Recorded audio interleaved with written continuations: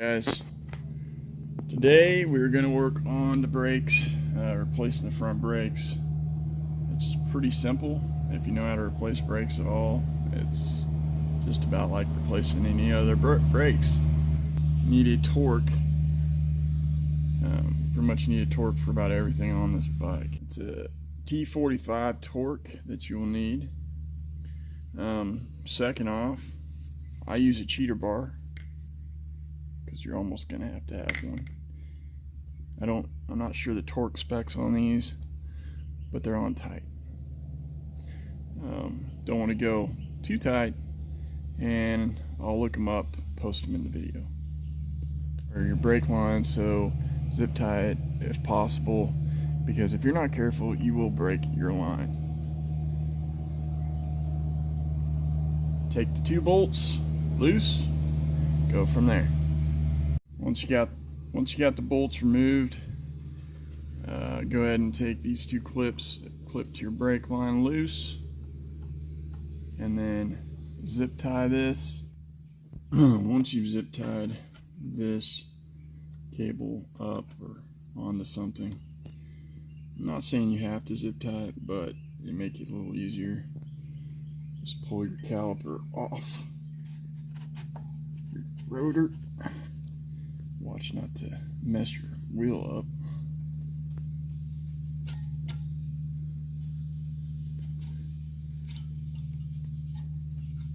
Just like so. Now, you've got a little retaining spring, like it's just a safety type of clip right there. You'll pull that out with needle nose.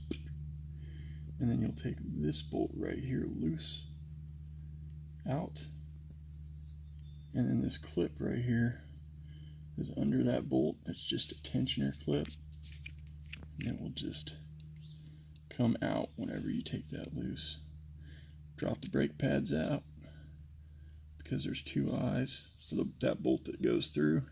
Well, before you drop the brake pads out, go ahead and use your putty knife and push back on the brake pads inside the caliper to push the to make sure they're fully open. It'll be a T30 for that bolt right there.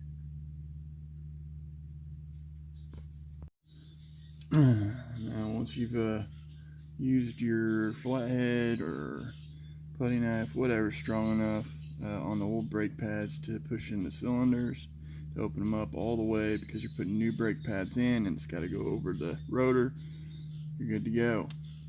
Took the clip out right there. That clip just goes right back in like it was. It's not that hard.